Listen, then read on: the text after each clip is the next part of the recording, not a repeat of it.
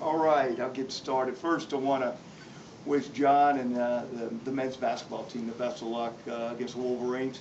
We're excited to watch them, and I know as a football team to see what our kids have, basketball-wise, have gone through. It's great. Our team really backs our basketball program, and very, very excited about when we bring recruits on campus to watch our basketball program play. So best of luck to the basketball team. Wanted to start out with, basically 4 words that we're talking to our players about right now with Saturday starting. The first one's the energy that we have in this program right now. I think it first starts off with, the amount of wins that have gone up each and every year, what we've done as a football program on and off the football field.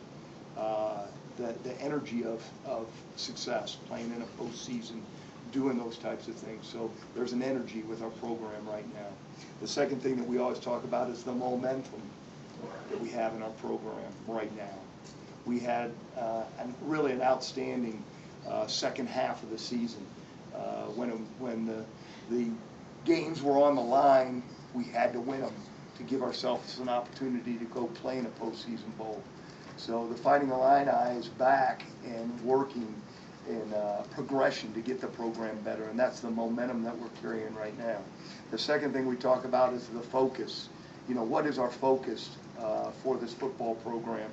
And we talk about, we are the team that has played quite a bit. We've got a lot of starters returning. We've got a lot of players that have played a lot of football in our 2 deep. And that's an exciting time for this football team. You've seen it through winter workouts. So those are that's another key term that we talk. And then the final thing is the pride. The pride that we are getting better. The pride of the Fighting Illini program. The Fighting Illini football family, as we talk about it. Having guys back on pro timing date, former players back here, the Hugh Thorntons and Terry Hawthorns and Graham Posicks. They come back because they have a pride in this program, and they're part of our NFL Combine Day. So again, those are the 4 things that we've really been talking to our football team about, and Saturday we get to kick it off. Questions?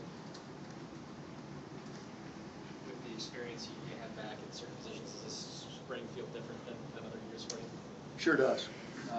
I think, again, with the guys that we have back that have played a lot of football, that have had a lot of starts, Mason Mannheim going into his 4th football season, I think, it's very, very important.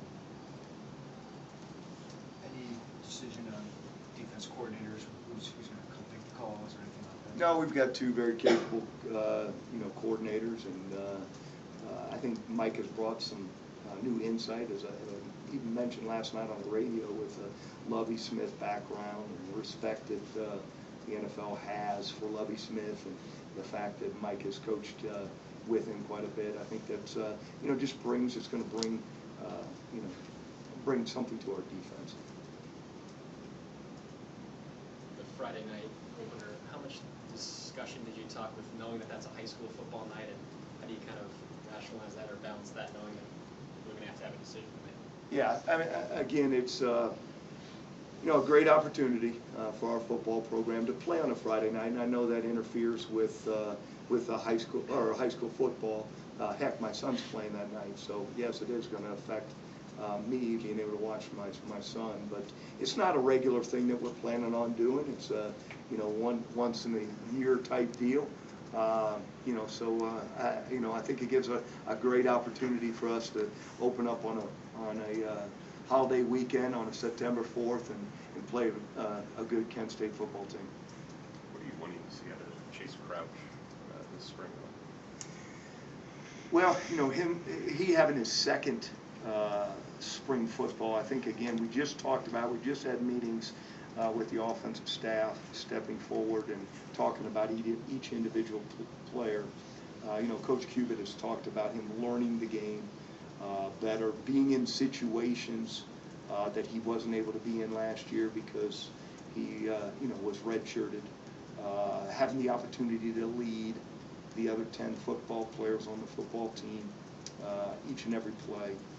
So we're looking for, you know, a lot of the leadership capabilities of being a starting quarterback in the Big Ten, and we'll try to put them in those situations. Tim, are there any positions that you're watching this spring where you think there's some, you know, there's some real battles, some really interesting things could happen? I definitely feel that way. If you look at our defense, I mean, defensive line-wise, we really hadn't had battles, and now we do. Now we don't have a bunch of depth, but a Jihad Ward and Kenny Nelson's back after injury. You've got, you know, Tico, who's not going to be able to go through spring with us, but the competition with Joe Fotu and Jerry Clemens and Rob Bain. The competition, you know, at our at linebacker, you know, with Svetina back. So again, I think we have great competition at the corners, because I think we've got some capable players that can play corner. So you know, and you look on the offensive side of the ball, the maturity at the wide receiver position. You know, we've got guys that are back that can compete and you know, challenge one another. Depth-wise on the offensive line, it's probably the biggest concern. You know, when you take a team and you want to go orange and blue for a spring football game and you only have 10, you as a football coach have got to determine if that's going to be a capability for us or not, based on you know, just depth of the offensive line. So just go through the people who won't be able to practice the spring, Teddy. Yeah, you know, for sure that won't be able to be involved with any, and again, we have spring football in split with spring break, so that we get that extra week. And I've also moved it back to try to get some guys healthy. But Tico Powell will not be able to go through it. He's probably the first one and the most important. Carroll Phillips will not be going through a contact type practice, so you won't see him scrimmaging. He's one. Darius Mosley, we're keeping him out. He had sports hernia that we had taken care of. Offensively, Tyler White, who got hurt prior to the Louisiana Tech game. And those are the four right now. What's the status of Karras and Teddy Karras, I'm sorry. Teddy Karras has to be added to that list too. And He will O'Connor? not be able to, and O'Connor. They will not be able to go. I'm sorry about that, yeah. How about your early enrollees? What have you seen from some of those guys so far? Andrew Davis, we again had our last workout this morning, you know, big competition, early morning workout, and so we took all the top winners throughout the winter workouts, and they competed against one another instead of doing it by position. Andrew Davis has done a great job. Competed, he was with the A team, which meant he was a winner through the 4 other ones that he went through. He's definitely jumped out and shown that he's, you know, very capable. what's his weight up to? He's trying to put on a weight. Yeah, he's gained 14 pounds. I know Alex is back there. What's he weighing right now? 235. 235. Any of those other guys, the linemen, or anything sticking out? Yeah, you know, again, the impressions that those players have made, you know, jumping in here and then going right to winter workouts and getting involved. I think all 3 of them. I mean, I don't think they've actually separated one another.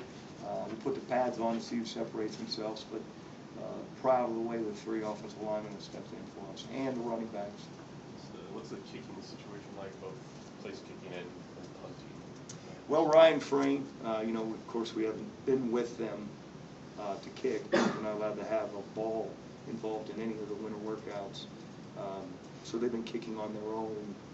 But Ryan Frame and David and Chase Crouch will compete for the punting position. And then the kicking position is, of course, Taylor and David. And then we've added, we'll add 1 more, possibly 2 more walk-ons. That we had a walk-on tryout this past Monday, and they show capabilities of coming out for us and showing what their legs look like. Runners as opposed to kickers. One's a punter, one's a kicker.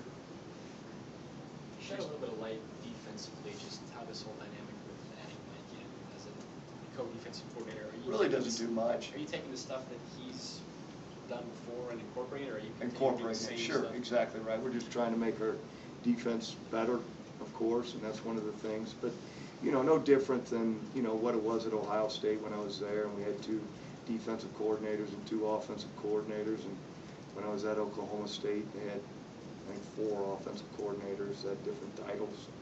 Coach Gundy did. So we're just putting on paper that our players can do, and Mike's been able to join that and then get it done on that football field on Saturday. So Tim Banks, responsibilities stay exactly the same? We'll see. I mean, that's why we continue. And same deal, I'm sure that Bill wants to make sure that he's got who's up in the press box, who's on the football field. Again, just making sure that we're heading forward. Does this allow you to take a little bit of a step back from the defense, or be A little bit. I've spent more time with the special teams. Look forward to it. Alex Golish is going to run our special teams. So it's going to be a fun thing to be involved in. And me and Alex have been together quite a bit, so we kind of know what each other wants with our special teams. How about the other assistant position? Any news or any progress? It's still a process. I'm still in process. We're going to get it filled as quickly as we possibly can. What's Chase like as a punter? And you'd be amazed. I mean, he's got a very, very strong leg.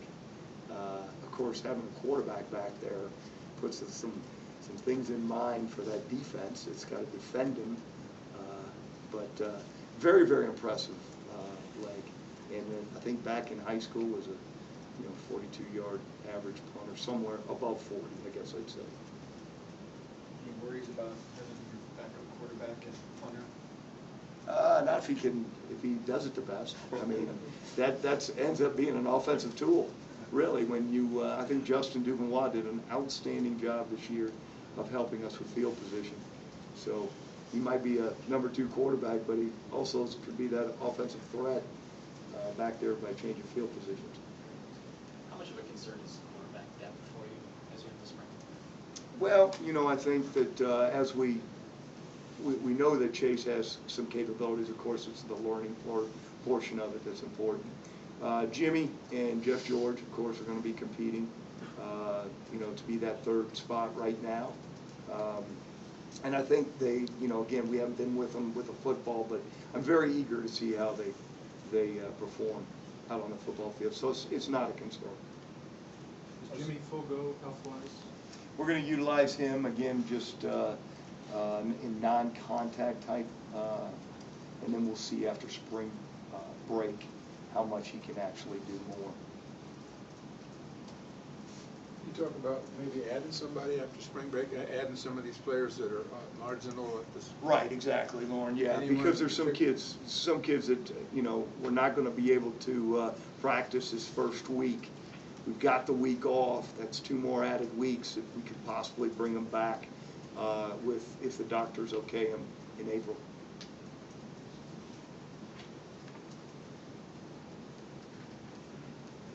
What about your running backs? Since you lose Donovan, kind of short yardage guy, just how would you plan to incorporate them one year? We just talked about that too. I mean, the importance of finding a number 2 in this recruiting class and for spring ball. So that's one of our major goals, is to see who can step forward and be that guy.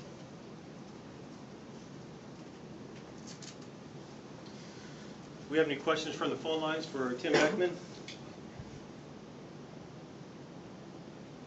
Don't hear me. Anything else here in the room for Coach? All right, I Okay. brought the coordinators up, and if you'd like to speak with them back in the back. Saturday and Sunday's practice, if you'd like to come out and watch it. We're going to extend the time for you guys to be out there to watch us practice. We're going to have some families there, of course, coming to watch their sons practice because it's a weekend. I don't usually practice on weekends, so you're going to be welcomed out on the football field longer on Saturday and Sunday. Is that open to the public as well? Yes. Yeah, that's fine. Yeah. We're not in full pads yet. All right, we have Coaches Banks, Fair, Golish, and Cubitt here in the back of the room.